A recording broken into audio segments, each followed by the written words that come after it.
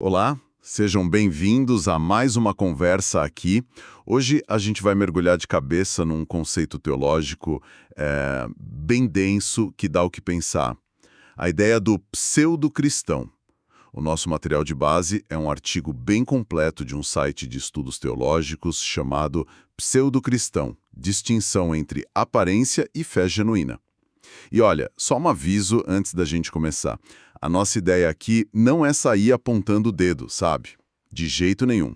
É mais para a gente entender a lógica do que o artigo propõe, explorando, dentro da perspectiva protestante, a diferença entre uma fé que é só da boca para fora e uma que seria genuína, transformadora. Exatamente. E é um tema que vai fundo, né? Porque ele tenta responder a uma pergunta que é muito antiga. O que de fato constitui a essência da fé? Para além dos rituais, das palavras, das aparências. E a fonte que a gente tem em mãos usa esse conceito para explorar justamente essa fronteira. Boa. Então vamos começar a desvendar isso. A primeira pergunta que me vem é: o que exatamente o artigo define como pseudo-cristão? Porque fica bem claro que não se trata de alguém que comete um erro, sabe? Ou tem uma falha moral. Isso acontece com todo mundo, convenhamos. O artigo parece estar falando de algo mais estrutural, né? Perfeitamente colocado. É algo estrutural. A definição central que o artigo apresenta é a de uma pessoa que se identifica publicamente como cristã, participa da comunidade, usa a linguagem. Mas, no fundo, a vida, as crenças e as motivações dela não refletem os princípios considerados fundamentais pela Bíblia. O ponto-chave, segundo a fonte, é uma desconexão profunda entre o que a pessoa diz acreditar e a realidade interna do coração, o que realmente a move. Entendi. Então não é sobre ser um pecador, porque, segundo essa teologia, todos são. Seria mais sobre a direção do navio e não sobre as ondas que balançam ele de vez em quando. Tipo, para onde o barco está realmente apontando. É uma ótima analogia. A teologia descrita no artigo diria que sim, a questão é a trajetória, a direção fundamental. E o artigo é bem sistemático nisso, sabe? Ele detalha 5 características que ajudam a delinear esse conceito.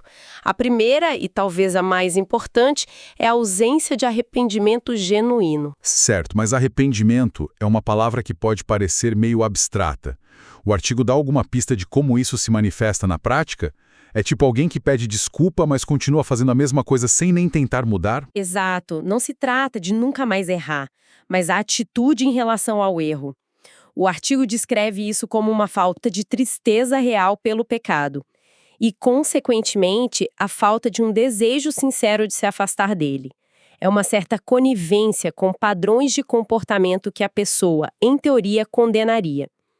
A segunda característica que a fonte aponta é uma fé baseada em obras pessoais. Ah, essa é clássica.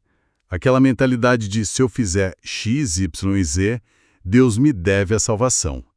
Tipo uma transação comercial com o divino. Precisamente. A confiança para a salvação, nesse caso, não está na graça de Deus, como o artigo enfatiza, ele até cita a passagem de Efésios 2:8-9, a confiança está nos próprios méritos. Eu sou uma boa pessoa, eu faço caridade, sabe? Eu vou à igreja todo domingo. As obras viram a causa da salvação, não a consequência. A terceira característica é a negação de doutrinas essenciais, e aqui o debate fica mais teológico, envolvendo a distorção de crenças centrais, como a divindade de Cristo ou a doutrina da Trindade. E as duas últimas? A quarta é uma vida em pecado não arrependido, que é um pouco diferente da primeira. Aqui, o artigo fala da prática contínua e deliberada de pecados, que são considerados graves, sem remorso, sem desejo de mudança. É a normalização do erro. E, por fim, a quinta, que amarra muitas das outras. Motivações egocêntricas. O envolvimento com a fé nesse cenário não busca a glória de Deus, mas benefícios pessoais. Pode ser reconhecimento social, poder, prosperidade material. A fé se torna uma ferramenta para fins próprios. Ok, a definição ficou bem clara. Mas de onde eles tiraram isso tudo? Imagino que o artigo mergulhe fundo na Bíblia para justificar um conceito tão forte que pode ser visto como bem pesado, né? Sim. E essa é a parte central do argumento do artigo. Ele sustenta que esse conceito não é uma invenção, mas uma advertência que percorre todo o Novo Testamento, começando com o próprio Jesus. A fonte cita diretamente a passagem de Mateus 7, que é talvez uma das mais contundentes. Qual é essa passagem? É a que diz: "Nem todo aquele que me diz, Senhor, Senhor, entrará no reino dos céus, mas apenas aquele que faz a vontade de meu Pai que está nos céus." E a parte mais forte vem a seguir. Jesus diz que no dia do juízo, muitos dirão: Senhor, em teu nome não profetizamos, em teu nome não expulsamos demônios e não realizamos muitos milagres. E ele responderá: Nunca os conheci, afastem-se de mim vocês que praticam o mal. Espera um pouco. Isso é radical. Quer dizer que, segundo essa passagem, alguém pode fazer coisas espetaculares que parecem totalmente cristãs, profetizar, expulsar demônios, fazer milagres, e mesmo assim ouvir um "não te conheço"? Isso é o cerne da questão do artigo, né? A performance externa versus o que Deus, nessa teologia, vê por dentro. Exatamente. O artigo usa essa passagem para argumentar que, do ponto de vista bíblico, as ações religiosas, por mais impressionantes que sejam, não são o teste final.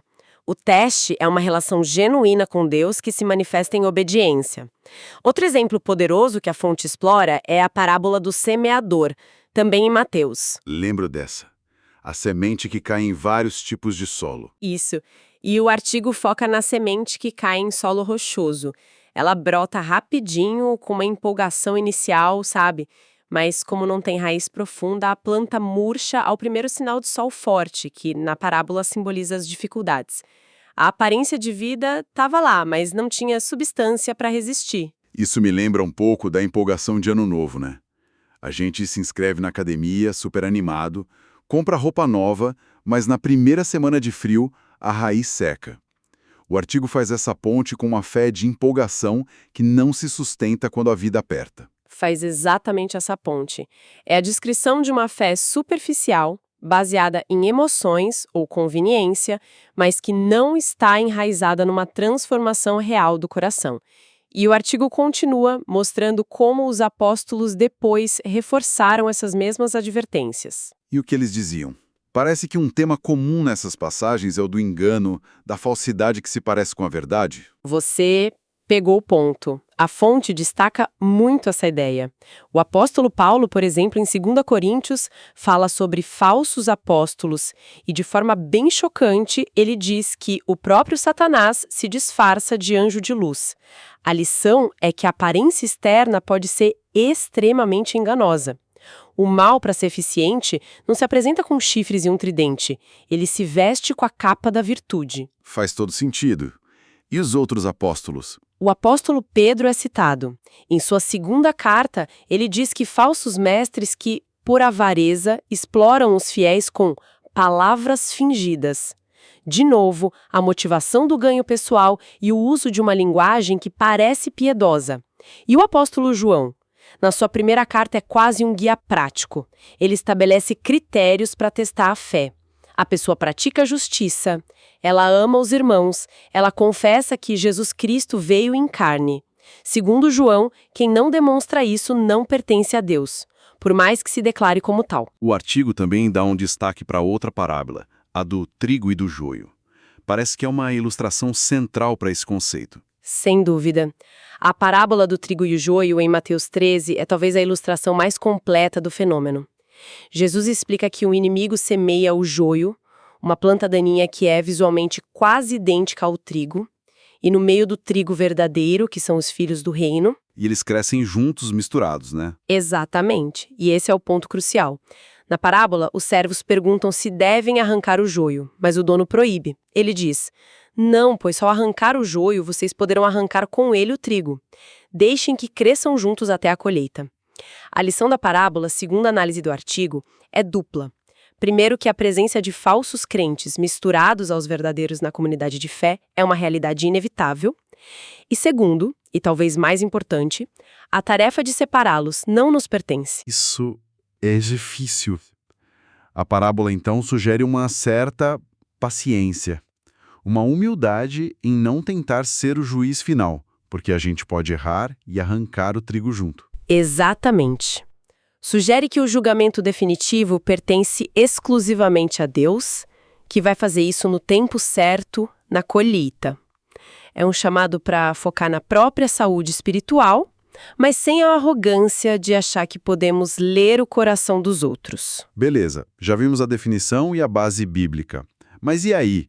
Qual o impacto prático disso?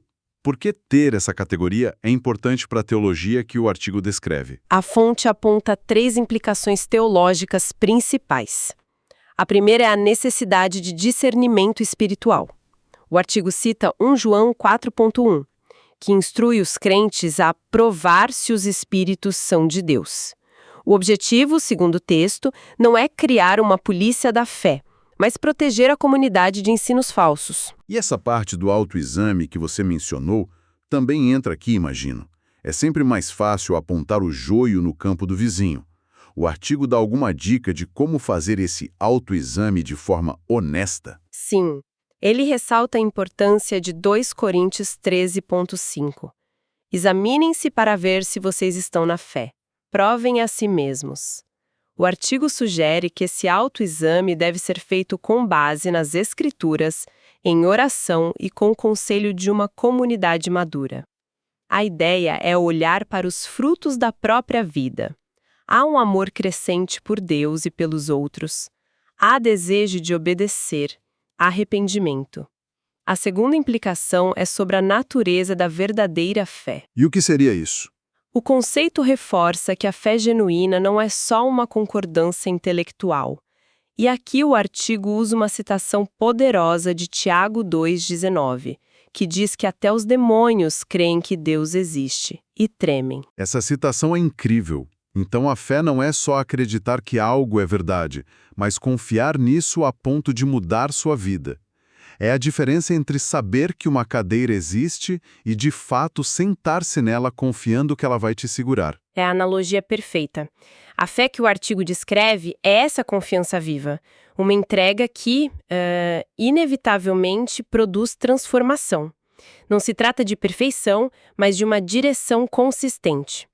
E a terceira implicação é sobre a soberania de Deus no julgamento. Que nos leva de volta à parábola do trigo e do joio. Então isso amarra tudo, né? A gente precisa discernir, mas sem a arrogância de achar que somos o juiz final. É um equilíbrio delicado. Exatamente. A mensagem é que o conhecimento completo do coração de cada um pertence exclusivamente a Deus. A separação final é tarefa dele. E como o artigo observa, esse não é um desafio novo. Ele aponta exemplos ao longo da história que mostram como essa tensão sempre existiu. Como, por exemplo? Na igreja primitiva, por exemplo, o artigo cita movimentos como o gnosticismo. Eles se diziam cristãos, mas negavam a plena humanidade de Cristo. Diziam que a matéria era má e que Jesus, sendo divino, não poderia ter um corpo real. Outro era o docetismo, que afirmava que Jesus só parecia ter um corpo. E por que isso era tão perigoso na época? Qual o problema de dizer que Jesus só parecia humano? O problema é que isso destruía a base da fé. Se Jesus não foi plenamente humano, ele não pôde morrer de verdade na cruz como substituto. A encarnação, a ressurreição física, tudo perde o sentido. Então eles usavam a linguagem cristã, mas esvaziavam o evangelho de seu conteúdo central. Eram, na visão do artigo, manifestações clássicas do pseudo-cristianismo. Entendi. Tudo isso parece muito antigo, com gnósticos e apóstolos. Mas me pergunto como essa discussão se parece hoje. A fonte traz isso para o século XXI. Sim, e essa parte é bem direta. O artigo aponta manifestações contemporâneas. A primeira é o que chama de cristianismo nominal. Pessoas que se identificam como cristãs por tradição cultural ou familiar, sabe? Mas sem nenhum compromisso pessoal. É uma identidade cultural, não uma convicção. Uma etiqueta, basicamente. Uma etiqueta. Outro exemplo que o artigo analisa são algumas vertentes do chamado Evangelho da Prosperidade. O artigo se refere a uma teologia específica que pode distorcer a fé, transformando-a numa ferramenta para obter ganhos materiais. A análise da fonte é que isso pode inverter os valores bíblicos, trocando o chamado a abnegação pelo foco em benefícios terrenos. Por fim, a fonte também menciona o uso da identidade cristã para promover agendas políticas ou pessoais que, segundo a análise, não estão alinhadas com os valores do reino de Deus. Certo. E para fecharmos nossa análise, o artigo termina com a origem da palavra pseudo-cristão. Pode nos dar essa luz? Claro, a etimologia é bem simples. O prefixo pseudo vem da palavra grega pseudo, que significa falso, enganoso ou aparente. É o mesmo prefixo de pseudônimo, que é um nome falso, portanto, pseudo-cristão significa literalmente falso cristão ou aparente cristão. Alguém que tem a aparência, mas não a substância. Perfeito. Então, tentando amarrar tudo que a gente discutiu a partir do artigo, o conceito de pseudo-cristão descreve essa desconexão entre a fé que se professa e a realidade da vida. A fonte argumenta que as Escrituras alertam sobre isso o tempo todo, através de Jesus, das parábolas, dos apóstolos. E no fim, esse tema tem implicações muito sérias sobre como se entende a fé, a importância do discernimento e, crucialmente, o papel soberano de Deus como o único juiz final. É um debate que está no DNA do cristianismo desde o começo. Exato. E se há um ponto final que o artigo parece querer enfatizar, é que toda essa discussão não serve como licença para uma caça às bruxas. Pelo contrário, o objetivo, segundo a fonte, é entender um chamado para uma fé que seja mais do que um verniz social, uma fé que resulte numa transformação genuína, mas sempre com a humildade de reconhecer que o veredito final sobre o coração de cada um pertence somente a Deus. Isso nos deixa com um pensamento final para reflexão. O artigo dá muita ênfase àquela passagem. Examinem-se para ver se vocês estão na fé. Isso levanta uma questão que transcende o cristianismo e vale para qualquer pessoa que se identifique com uma filosofia, um ideal. Como a autoavaliação honesta pode nos ajudar a distinguir entre uma identidade que a gente simplesmente assume, como uma roupa, e uma convicção que verdadeiramente nos molda por dentro, definindo quem realmente somos.